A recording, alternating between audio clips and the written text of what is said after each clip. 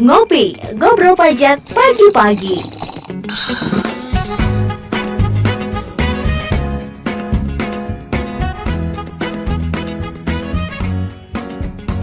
Delapan 8.5 Radio The Mini Station. Hai, halo, assalamualaikum, selamat pagi. Amelia, apa kabar pagi hari ini? Semoga sehat dan semangat ya. Senang sekali ada ngopi, ngobrol pajak bikin happy kembali hadir untuk Anda ya setiap hari Selasa dari jam 9 sampai jam 10 pagi. Sudah siap? Ada Mas Andri Eko Setiawan, akun representatif dari KPP Pratama Semarang Tengah 2. Halo, selamat pagi Mas Andri. Halo, selamat pagi Mbak Hana dan sahabat Up Radio Semarang. Gimana kabarnya pagi ini? Ya, Alhamdulillah, semoga semuanya sehat. Saya juga sehat. Mas Andri, saya juga. Alhamdulillah sehat Mbak. Oke, dan pagi hari ini kita akan berbicara mengenai mengenal NPWP dan juga kewajibannya. Jadi silakan untuk Adminia yang ingin bertanya terkait NPWP, terutama ini untuk wajib pajak yang baru ya. Jadi belum punya NPWP, belum daftar NPWP, nah mungkin bisa ditanyakan di sini atau mungkin bertanya seputar pajak juga bisa ya di 0878333400 atau juga Adminia juga bisa melihat live ya di Instagram @radio SMG. Nanti juga bisa tanya secara langsung melalui live Instagram, atau yang lagi dengerin radio di rumah bisa tadi ya melalui WhatsApp di 0878333400. Oke. Berbicara mengenai tema kita pagi hari ini mengenal NPWP dan kewajibannya. Mungkin bisa dijelaskan dulu nih Mas Andri terkait NPWP itu apa sih? Kenapa kita harus punya NPWP? Seberapa penting NPWP begitu? Ya, benar sekali Mbak ya. Jadi pagi ini kita mau mengupas habis tentang apa itu NPWP, kemudian kewajiban apa yang harus dipenuhi apabila wajib pajak itu sudah memperoleh NPWP. Jadi NPWP sendiri itu singkatannya Mbak ya, itu adalah nomor pokok wajib pajak, di mana NPWP itu diterbitkan oleh Direktorat Jenderal Pajak melalui KPP maupun KP2KP yang fungsinya adalah sebagai identitas dari wajib pajak itu sendiri agar tertib administrasi dalam hal melaksanakan kewajiban dan haknya sebagai wajib pajak. Nah, NPWP sendiri Mbak itu ada 15 digit nomor, yang itu 9 digit pertama itu adalah nomor unik yang diterbitkan oleh Direktorat Jenderal Pajak. Kemudian 3 digit berikutnya itu adalah kode KPP di mana tempat dia terdaftar. Kemudian 3 kode digit berikutnya adalah kode pusat atau cabang. Seperti itu Mbak, kira-kira Mbak. Oke, tapi dengan memiliki NPWP, apa sih manfaat yang akan dirasakan oleh Adminia? Ya, tentunya dengan mempunyai NPWP kita bisa mendapatkan hak kita Mbak ya. Salah satunya itu bisa memanfaatkan fasilitas perpajakan maupun fasilitas publik lainnya.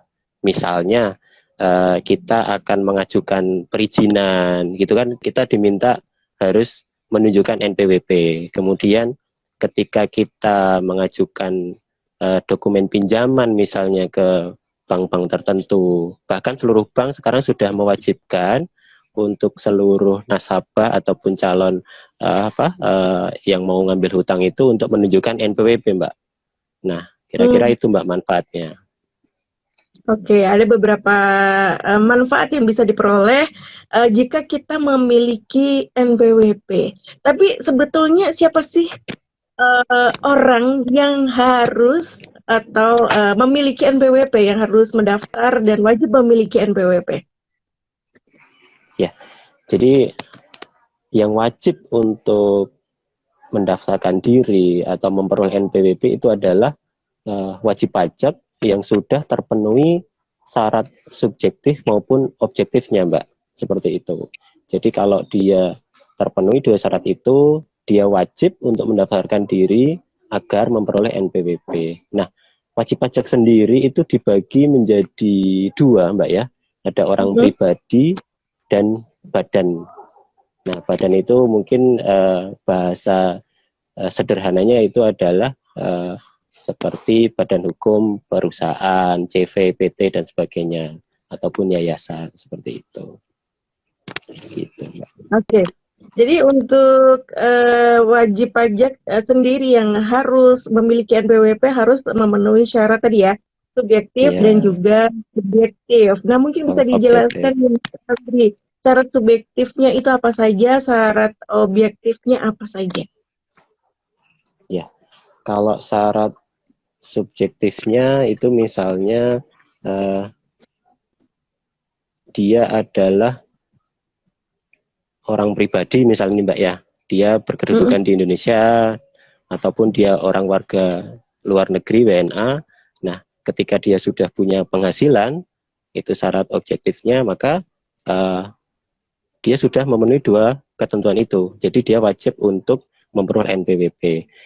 Misalnya kalau penghasilan dia sudah di atas PTKP, itu wajib untuk mendapatkan NPWP. Nah, apabila diketahui setelah beberapa saat misalnya wajib pajak itu sudah mendapatkan penghasilan namun tidak mendaftarkan diri ke kantor pajak, maka Direktorat Jenderal Pajak dalam hal ini diwakili oleh KPP bisa menerbitkan NPWP secara jabatan, seperti itu.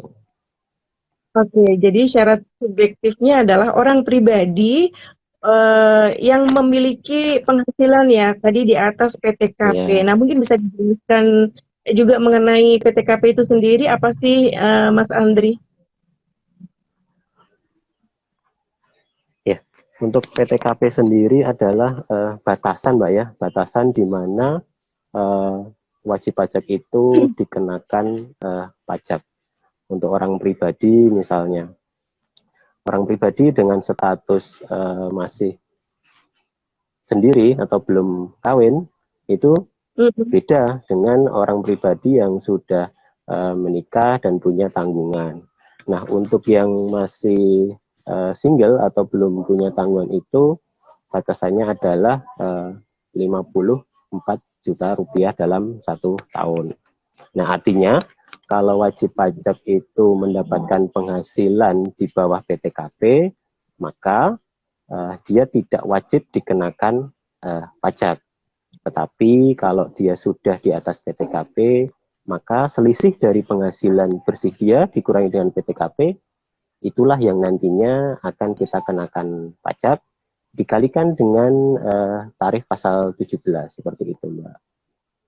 Oke, jadi penghasilannya ada batasannya ya untuk yang wajib memiliki NPWP untuk batasan atau tadi disebut PTKP itu adalah 54 juta per tahun untuk yang masih single begitu ya. Single, ya. Tapi kalau sudah menikah itu bagaimana? Nah, kalau sudah menikah itu ada tambahan 4.500.000 setiap bulan. Artinya gini, tadi kan 54 juta ya untuk yang WP masih single atau tidak kawin. Nah, nanti kalau dia menikah itu mendapatkan tambahan tanggungan 4.500.000. Kemudian kalau dia anak satu itu ditambah lagi 4.500.000 sampai dengan anak yang ketiga. Tapi dalam hal ini tidak dibatasi saja dengan anak, Mbak ya, yang namanya tanggungan itu.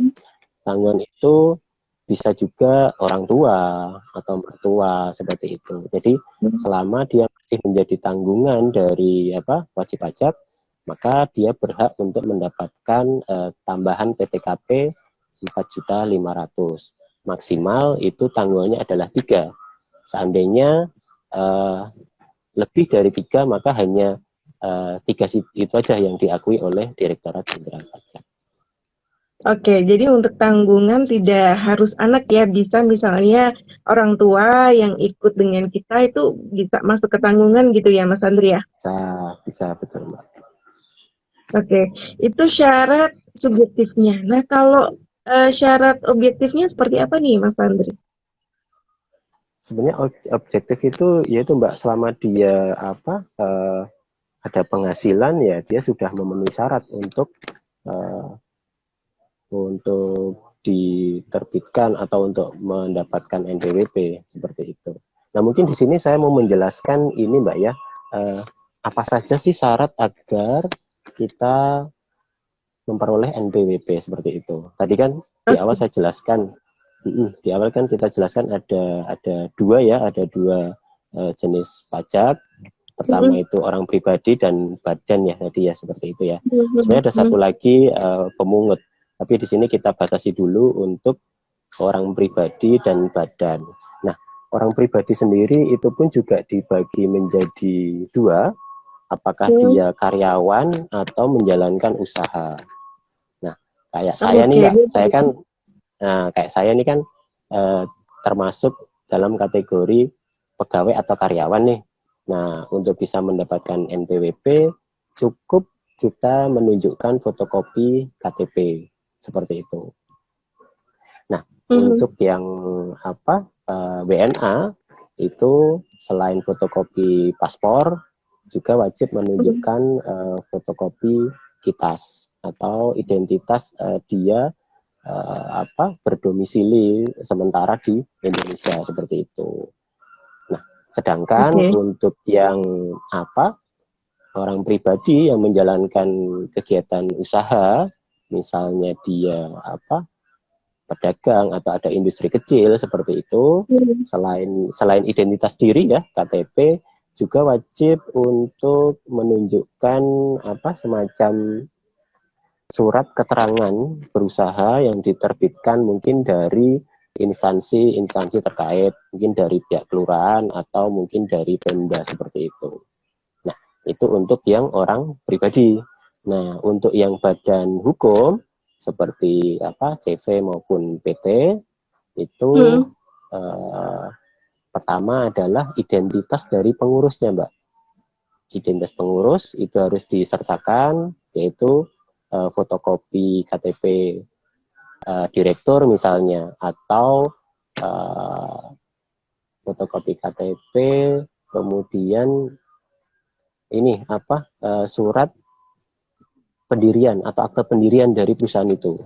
Nah, dua syarat itu yang wajib disertakan apabila kita akan membuat NPWP untuk badan, gitu Mbak kira-kira.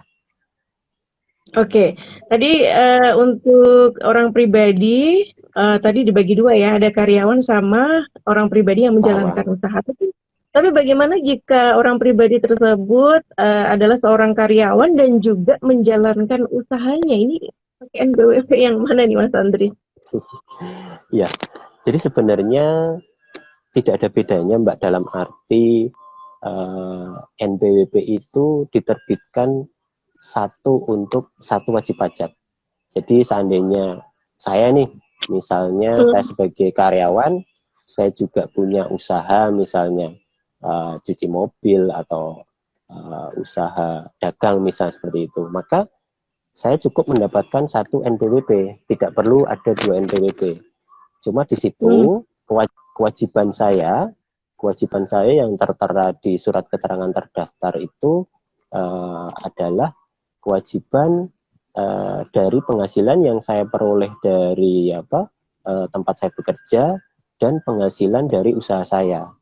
Jadi nanti di situ eh, ada keterangan ini Mbak, jenis kegiatan usaha. Nah, mana yang dominan? Kalau ternyata yang dominan itu adalah kegiatan usaha tadi misalnya perdagangan, nah itu nanti di jenis kegiatan saya akan muncul kegiatan usaha saya adalah perdagangan. Nah, nanti penghasilan dari usaha digabungkan dengan penghasilan saya sebagai karyawan, nantinya akan dihitung di akhir tahun berapa jumlah pajaknya. Nah, itu yang akan kita setorkan ke negara. Seperti itu, Mbak, kira-kira. Oke, baik. Mas Andri, ini sudah ada pertanyaan yang masuk di WhatsApp-nya Apredio nih di 0878 33 300 400. Halo, selamat pagi. Ini dengan Arshita. Ini kalau untuk membuat NPWP sendiri, itu semisal yang belum bekerja atau lagi mau cari pekerjaan, apakah bisa untuk membuat NPWP? Lalu kemudian syarat untuk membuat NPWP apa saja? Terus kan sekarang kalau untuk datang ke kantor pajak harus daftar online dulu nih di web kunjung pajak. Tapi kok minggu lalu sampai sekarang kuotanya penuh terus nih ya. Padahal kan di tanggal kunjung yang minggu ini baru bisa muncul di minggu ini. Ini terus bagaimana? Kayaknya bagaimana sih, Mas Andri? Iya, iya. Oke. Tadi dari siapa yang bergabung dengan kita, Mbak? Tadi Mbak siapa? Arshita. Arsita ya tadi ya, Mbak Arsita. Ya, baik. Jadi tadi ada dua pertanyaan ya yang saya catat di sini. Pertama, apa sih syaratnya kita mau membuat NPWP tetapi Mm-mm. belum punya penghasilan ya? Kira-kira seperti itu ya. Karena tadi Bekerja baru lagi hari. mau Hmm. melamar pekerjaan ya, gitu ya. Kemudian yang kedua, kita mau konsultasi atau mau datang ke KPP tetapi kok kuotanya penuh terus gitu ya. Mm-mm. Nah, gitu. Baik, mungkin saya akan jawab dulu yang pertama. Jadi pada dasarnya eh, yang wajib untuk eh, memperoleh atau mendapatkan NPWP itu adalah wajib pajak yang tadi dijelaskan di awal sudah memenuhi persyaratan objektif ya. Artinya dia punya penghasilan. Nah, ketika wajib pajak itu belum mendapatkan penghasilan, kami dari Direktorat Jenderal Pajak ya tidak mewajibkan yang bersangkutan itu untuk memperoleh NPWP. Jadi menurut saya ketika seseorang itu belum memperoleh penghasilan ya tidak perlu untuk mendapatkan NPWP, Mbak. Nanti setelah dapat NPWP berarti tidak ada dong kewajiban yang harus dipenuhi karena kan toh dia juga nggak punya penghasilan seperti itu. Itu konteksnya ya yang kita bangun di Direktorat Jenderal Pajak itu. Namun Hmm. pada kenyataannya di lapangan memang ada yang mensyaratkan seseorang itu misalnya mau melamar pekerjaan harus melampirkan atau menunjukkan NPWP, kira-kira seperti itu. Nah Iya, sebenarnya ini kan betul. bertolak belakang ya dengan konsep yang kita bangun tadi, yang punya Mm-mm. penghasilan lah yang kita kenakan pajak. Sementara ini belum punya penghasilan kok diminta menunjukkan NPWP kan seperti itu. Nah, Ya. seandainya yang bersangkutan itu tetap meminta untuk dibuatkan NPWP ya, Mm-mm. ya mungkin sebaiknya ini Mbak yang bersangkutan itu datang langsung ya ke KPP karena ini nantinya kan akan menjadi kebijakan nih nanti dokumen apa nih yang perlu disyaratkan. Nanti kan ditanya lebih lanjut kepentingannya buat NPWP untuk apa seperti itu. Jadi untuk saat ini saya Iya. belum bisa menjawab dengan pasti syarat apa yang harus ditunjukkan ketika seseorang itu mau membuat NPWP namun belum punya penghasilan. Jadi sebaiknya untuk Mbak Arsita, kalau memang nanti ada yang membuat NPWP tapi belum punya penghasilan, silahkan datang ke kantor untuk konsultasi lebih lanjut, sehingga nanti akan dijelaskan syaratnya seperti apa, kira-kira seperti itu. Nah, untuk yang kedua, Mm-mm. kenapa kuota antrian untuk layanan konsultasi perpajakan akhir-akhir ini selalu penuh ya, kira-kira seperti itu. Jadi Mm. memang benar bahwasannya untuk bulan Maret nih, biasanya kan banyak orang nih yang mau lapor SPT ya Mbak ya, karena kan batasnya itu tanggal Betul. 31 Maret. Ya. Jadi banyak yang konsultasi, sementara di kantor memang karena kondisi pandemi, itu kita batasi untuk layanan tatap muka dengan wajib pajak, sehingga wajib pajak yang mau gabung harus mengambil antrian secara online dulu. Nah, mungkin terjadinya kuota yang penuh memang dalam hal ini banyak wajib pajak yang sudah mengambil antrian seperti itu, Mbak. Dan kita tidak bisa menambahkan jumlah kuota yang sudah ditetapkan seperti itu. Jadi mungkin solusinya kan kita ada beberapa media ya, selain kita harus datang langsung, kita ada nomor WA, kemudian juga kita ada layanan email. Nah, mungkin sementara coba kita lakukan dari media itu kalau kita tidak bisa datang langsung ke KPP. Tapi yakinlah bahwasannya seluruh yang sudah mengambil antrian di tempat kami ya akan kami layani sampai dengan selesai seperti itu, Mbak. Oke, jadi begitu ya untuk Mbak Arsyita yang sudah bertanya pagi hari ini terkait NPWP. Nah, mungkin bisa dilihat dari KPP mana ini Mbak Arsyita, mungkin bisa dicek Instagramnya dari KPP, mungkin kalau misal Semarang Tengah 2 bisa dicek di Instagramnya itu apakah ada tadi ya yang bisa dihubungi selain ke kantor pajak ya, ada nomor WhatsApp atau bisa DM di Instagram begitu ya Mas Andri ya? Ya, betul Mbak. Oke. Terima kasih untuk Mbak Arsita yang sudah gabung pagi hari ini. Oke, kita kembali ke mengenal NPWP dan kewajibannya. Nah, kalau wajib pajak sudah memiliki NPWP nih, nah apa kewajiban dari wajib pajak yang harus dipenuhi? Ya, tentunya ada hak, ada juga kewajiban, Mbak ya. Yang hak tadi sudah kita jelaskan di awal. Nah, sekarang kewajibannya itu apa kalau sudah punya NPWP? Kewajibannya mungkin bisa kita singkat 3M, Mbak.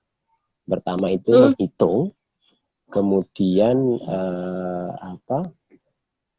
menghitung, membayar, dan melaporkan. Seperti itu. Nah, menghitung bagaimana? Jadi, wajib pajak itu diminta atau disarankan agar menghitung sendiri jumlah pajak yang terhutang itu berapa. Nah, setelah dia ketemu jumlah pajak yang terhutang, silakan untuk dilakukan pembayaran. Pembayaran bisa dilakukan di kantor pos, atau di bank, atau juga mungkin sekarang tempat-tempat seperti Indomaret itu sudah bisa melakukan pembayaran pajak. Nah, kemudian kalau sudah dilakukan pembayaran, baru yang terakhir itu adalah wajib untuk melaporkan SPT. Nah, pelaporannya pun juga ada batas waktunya, jangan sampai lupa. Nanti kalau lewat batas waktu, nanti bisa dikenakan sanksi ataupun denda seperti itu, Mbak. Oke, baik tadi untuk wajib pajak yang sudah memiliki NPWP ya, ada kewajiban tadi 3M, yaitu menghitung, membayar, dan juga melaporkan. Nah, untuk menghitung, tadi selain menghitung pajak terutang, apa saja nih yang harus dihitung oleh wajib pajak? Ya, jadi yang dihitung itu ya intinya adalah pajak yang terutang ya Mbak ya. Sejak reformasi perpajakan itu kan ada perubahan mekanisme pemungutan pajak yang tadinya itu official assessment, sekarang berubah menjadi self assessment. Artinya kita memberikan kepercayaan penuh kepada wajib pajak untuk menghitung sendiri pajak yang terutang. Nah, sebagai contoh itu misalnya kita akan menghitung pajak tahunan nih yang mungkin sebentar lagi mau jatuh tempo misalnya.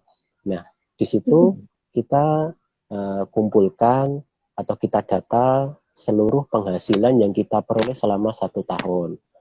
Nah, setelah itu baru nanti kita cari penghasilan bersih kita, kemudian dikurangi dengan penghasilan tidak kena pajak yang tadi dijelaskan di awal, kemudian hasilnya nanti baru dikalikan dengan tarif. Nah, setelah kita ketemu nilai kurang bayarnya, ya, kemudian kita lanjutkan ke tahap berikutnya, yaitu kita lakukan pembayaran. Itu Mbak, untuk yang konsep perhitungan pajak sendiri seperti itu. Oke. Terus kemudian Untuk pembayaran sendiri. gini Mbak, mungkin saya tambahkan lagi ya. Jadi Ya. di SPT tahunan itu kan informasi yang tertuang kan, selain pajak yang terhutang, itu ada juga harta dan hutang. Nah, mungkin di situ perlu dicantumkan juga harta yang dimiliki oleh wajib pajak dan hutang yang menjadi beban selama tahun pajak tersebut. Nah, kadang ini perlu saya ingatkan, banyak wajib pajak yang hanya menghitung pajak yang terhutang tanpa memberikan informasi jumlah harta dan jumlah hutang yang dimiliki dalam tahun pajak itu. Coba. Oke, gitu ya. Untuk pembayaran sendiri, ini kan membayar pajak sekarang sudah tidak di kantor pajak ya, tapi bisa tadi ya, bisa di minimarket, bisa di kantor pos, bisa melalui ATM, melalui bank juga bisa. Nah, ini agar kita juga bisa melakukan pembayaran tersebut, kita harus ada syaratnya nggak sih, harus punya kode atau apa gitu agar kita bisa melakukan pembayaran yang tadi dilakukan di kantor pos ataupun di ATM atau di bank begitu? Oke, mohon maaf sekali untuk admin nih ya. Ini dari Mas Andri dari KPP Pratama Semarang Tengah 2. Ini mungkin lagi ada trouble. Jadi ini keluar ya dari dari Instagram. Kita tunggu lagi untuk Mas Andri bisa bergabung ya dari KPP Pratama Semarang Tengah 2. Terima kasih yang sudah bergabung ya, atau mungkin yang baru saja bergabung. Kita masih berbicara mengenai mengenal NPWP dan juga kewajibannya. Jadi silakan untuk adminnya yang mungkin punya pertanyaan seputar NPWP ataupun mungkin seputar pajak, bisa langsung bertanya ya melalui WhatsApp di 0878333400 di 0878333400, atau juga bisa melalui live Instagram di @radio SMG. Nah, nanti mungkin bisa langsung tanya melalui di live Instagram di @radio SMG. Oke, Mas Andri Halo. sudah bergabung ya. Mbak, maaf nih, koneksi lagi ada gangguan, mungkin karena cuacanya mendung ya, jadi sinyalnya nggak begitu bagus. Mohon maaf nih sebelumnya ya Mbak ya. Oke. Ayo kita ya Mas Andri ya. Halo Mas Andri. Halo ya, tadi sampai mana ya pertanyaannya ya, yang ke Sampai kita? melakukan pembayaran. Nah, itu untuk melakukan pembayaran yang bisa dilakukan di kantor pos atau di ATM atau di bank, apakah ada syarat tertentu Mas Andri? Oh iya, ya. Jadi tadi saya mendengar Mbak Hana menyebutkan membayar pajak tidak lagi di kantor pajak gitu ya, tadi ya saya dengar seperti itu. Nah, ini perlu saya luruskan, saya garis bawahi bahwasanya dari dulu memang tempat pembayaran pajak itu tidak pernah Mbak ya di kantor pajak seperti itu. Jadi kalau kita membayar pajak itu kita lakukan di bank persepsi ataupun di kantor pos. Itu waktu itu ya, waktu sebelum ada perkembangan teknologi dan informasi seperti sekarang ini. Nah, dengan adanya perkembangan itu, sekarang kita bisa melakukan pembayaran di ATM atau melalui internet banking, melalui mesin EDC, bahkan ke Indomaret dan Alfamart seperti itu. Nah, syaratnya apa agar kita bisa melakukan pembayaran? Tentunya kita harus ini Mbak ya, membuat ID billing. ID billing itu semacam kode khusus untuk melakukan pembayaran pajak. Di situ nanti wajib pajak mencantumkan informasi jenis pajak apa yang akan dibayarkan. Kemudian NPWP-nya berapa yang akan melakukan pembayaran tersebut. Kemudian yang terakhir jumlah nominalnya yang akan dibayarnya itu berapa. Nah, keuntungan dari pembuatan ID billing itu sendiri, Mbak ya, itu menghindari kesalahan dalam hal administrasi di tempat pembayaran. Karena waktu itu atau sebelum dilakukan diterbitkan ID billing itu banyak sekali kesalahan input yang dilakukan oleh tempat pembayaran baik kantor pos maupun bank yang tidak sesuai dengan apa yang dimaksud oleh wajib pajak. Nah, sebenarnya tujuannya adalah untuk meminimalisir kesalahan yang terjadi di tempat-tempat pembayaran dan tentunya akan lebih mempercepat. Karena apa? Karena di tempat pembayaran tinggal memasukkan ID billing sudah langsung keluar informasi pajak-pajak apa yang akan dibayarkan oleh wajib pajak. Itu, Mbak. Memudahkan ya. Ya, betul, memudahkan. Oke, kemudian tadi ada juga melaporkan. Nah, ini ya yang harus dilaporkan SPT tahunan nih yang akan berakhir batas waktunya untuk wajib pajak pribadi di bulan Maret ini ya, tanggal 31 Maret 2021. Nah, ini untuk SPT tahunan sendiri apa saja yang harus dilaporkan oleh wajib pajak? Ya, jadi tadi wajib pajak kita bagi menjadi dua, Mbak ya, untuk yang lapor SPT tahunan. Pertama orang pribadi dan badan ya tadi ya. Nah, untuk orang pribadi batas waktu pelaporannya itu adalah tanggal 31 Maret bulan ini. Nah, untuk yang badan, untuk badan usaha seperti PT, CV dan yayasan misalnya, itu adalah di tanggal 30 April atau bulan depan seperti itu. Nah, tentunya apa yang perlu dipersiapkan oleh wajib pajak agar bisa melaporkan kewajibannya. Yang pertama tadi untuk orang pribadi ada 3 tadi ya, perhitungan pajaknya, kemudian jumlah harta yang dimiliki dan jumlah hutang yang dimiliki tahun pajak tersebut. Nah, itu nanti dituangkan ke dalam SPT tahunan PPh orang pribadi dan nantinya dari SPT itu bisa dilaporkan langsung ke KPP terdaftar atau dilakukan dengan sistem online melalui halaman DJP online seperti itu. Nah, untuk yang badan usaha atau WP badan itu yang perlu disiapkan adalah laporan keuangan. Nah, laporan keuangan itu kan terdiri dari 3 ya, ada laporan laba rugi, kemudian neraca, dan perubahan modal. Nah, itulah yang nanti sebagai lampiran untuk SPT tahunan. Gitu, Mbak, kira-kira. Baik. Nah, untuk pelaporannya sendiri sekarang juga lebih cepat dan juga mudah dengan menggunakan e-filing ya, Mas Andri ya? Ya, betul, betul. Nah, ini pokoknya DJP itu berusaha bagaimana caranya agar pelayanan yang kita berikan ke wajib pajak itu bisa maksimal dengan memanfaatkan perkembangan teknologi dan informasi.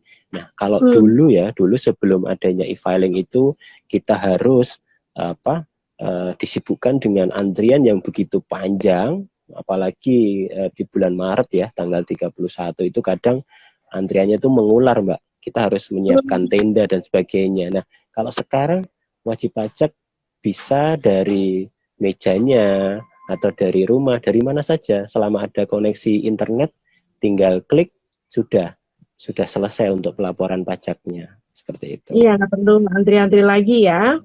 Iya. Mas Andri, ini ada pertanyaan dari tadi ada yang di Instagram juga. Ini dari WhatsApp ada Mbak Yuni, terima kasih. Bagaimana cara untuk penghapusan NPWP? Syaratnya apa ya? Syarat penghapusan NPWP dari Mbak Yuni tadi ya? Iya. Ya. Jadi sebenarnya untuk melakukan penghapusan NPWP itu kita lihat dulu siapa wajib pajaknya. Ya, Mbak ya. Kan tadi ada 2, ada orang pribadi ataupun badan seperti itu. Nah, kalau untuk orang pribadi nanti akan kita cari tahu alasannya kenapa dia itu dihapuskan NPWP-nya. Misalnya karena telah meninggal dunia. Nah, itu wajib itu untuk kita melakukan penghapusan NPWP. Nah, untuk orang pribadi yang telah meninggal dunia, nanti ahli warisnya atau yang mewakili nanti bisa datang ke KPP di mana dia terdaftar, kemudian melampirkan surat keterangan kematian biasanya dari mana ya, dari kelurahan ya nggak salah ya, surat keterangan kematian. Nah, nanti juga mengisi formulir untuk penghapusan NPWP. Nah, dengan adanya perkembangan teknologi juga bisa permohonan itu dilakukan secara online, jadi tidak perlu datang ke KPP. Nanti dalam waktu paling lama 6 bulan kalau nggak salah, nanti Direktorat Jenderal Pajak akan memproses permohonan wajib pajak itu. Bisa dilakukan pemeriksaan ke lapangan atau bisa dilakukan pemeriksaan dari kantor. Nah, artinya ini kan untuk membuktikan apakah benar telah wajib pajak yang bersangkutan telah meninggal. Nanti kalau ternyata sudah benar, nanti baru bisa diproses penghapusan itu, Mbak. Itu. Nah, untuk yang badan hukum ya, ini sekalian saya jelaskan yang badan usaha. Nah, badan usaha yang masih dalam proses tahap pembubaran, kan biasanya ada tuh mau dibubarkan itunya. Nah, itu boleh mengajukan penghapusan NPWP. Tujuannya apa? Tujuannya agar ketika dalam proses tahapan pembubaran itu tidak dibebani lagi dengan kewajiban melaporkan SPT, baik SPT massa maupun SPT tahunan. Itu untuk yang badan. Nah, ada lagi satu nih untuk yang BUT, badan usaha tetap itu kalau secara nyata itu sudah tidak melakukan kegiatan usaha di Indonesia, maka itu bisa dilakukan penghapusan NPWP. Itu Mbak Ana, kira-kira. Begitunya untuk Mbak Yuni sudah terjawabkan. Ini satu lagi sebelum closing, ada Rahardian Faus yang bergabung melalui live Instagram. Pak, tanya NPWP saya tulisannya hilang nih, sedangkan KPP saya di luar kota. Apakah bisa di-print ulang di KPP mungkin di Semarang, yang di Semarang Timur atau di Semarang Tengah 2 gitu, karena kan di luar kota tinggalnya, KPP-nya. Oh gitu ya, Pak Rahardian ya tadi ya, Pak Rahardian. Jadi begini, kalau NPWP kita itu sudah hilang, tulisannya sudah nggak jelas atau memang benar-benar hilang ya gitu ya. Nah, tentunya untuk bisa mendapatkan kartu yang baru itu pertama yang harus kita penuhi adalah surat keterangan kehilangan dari kepolisian, itu kalau hilang. Nah, kalau tadi tulisannya sudah tidak jelas, itu bisa nanti kita terbitkan cetak ulang kalau tidak salah sih memang harus di harus di KPP tempat dia terdaftar ya. Tapi nanti untuk Mas Rahardian nanti coba kita info lagi apakah bisa dibantu untuk diterbitkan di KPP terdekat. Artinya tadi kan alasannya karena jauh atau di luar kota dengan tempat dia terdaftar. Ya mungkin nanti kita infokan lagi apakah bisa dibantu oleh KPP terdekat. Tapi gini ya Mbak Ana ya, perlu saya jelaskan bahwasanya sekarang ini kan kita sudah bisa meminta NPWP itu by di halaman DJP online itu loh. Jadi nanti ketika kita masuk akun kita, kemudian kita tinggal minta untuk mengirimkan NPWP itu ke email kita. Memang sih itu tidak berupa kartu ya, tapi hanya semacam semacam scan atau file gitu ya, file bahwasanya itu adalah NPWP kita, dan itu bisa dilakukan secara online. Gitu, Mbak. Oke, baik. Tapi sayang sekali nih Mas Andri, waktu kita juga terbatas. Iya. Terasa udah 1 jam ya. Mungkin Tapi ada yang terakhir ingin disampaikan untuk apa terkait tema kita pagi hari ini. ya baik. Mungkin di akhir dari diskusi atau tanya jawab kita ini, saya mau membuat closing statement bahwasanya kami mengharapkan kepada seluruh wajib pajak pada umumnya dan khususnya ini untuk sahabat radio di Kota Semarang, ya ini sudah tanggal 9 Maret, ya kan? Artinya batas waktu SPT tahunan sebentar lagi, dan kami sangat mengharapkan jangan sampai kita terlambat dalam melaporkan SPT tahunan. Nah, mungkin itu aja closing statement dari saya. Pokoknya kita menghimbau lah seluruh wajib pajak agar segera memenuhi kewajiban penyampaian SPT tahunan. Itu Mbak Ana. Oke, ini tanggal 31 Maret 2021 gitu ya Mas Andri ya. Oke, terima kasih Mas Andri atas informasinya pagi hari ini. Terima kasih atas waktunya, dan adminnya juga terima kasih atas pertanyaannya. Ini ada beberapa yang tanya tapi belum sempat karena waktu kita terbatas. Mungkin bisa gabung lagi di Ngopi Ngobrol Pajak Bikin Happy di Selasa depan ya, dari jam 9 sampai jam 10 pagi. Terima kasih Mas Andri. Anda juga harus terima kasih Mbak Ana. Kebersamaan adminnya. Selamat pagi, selamat beraktivitas, dan sampai jumpa. Disiarkan langsung dari Menara Universitas PGRI. Up Radio. Jalan Sidodadi Timur, nomor 24 Semarang. Inilah 98.5 FM. Up Radio, the Mining Station.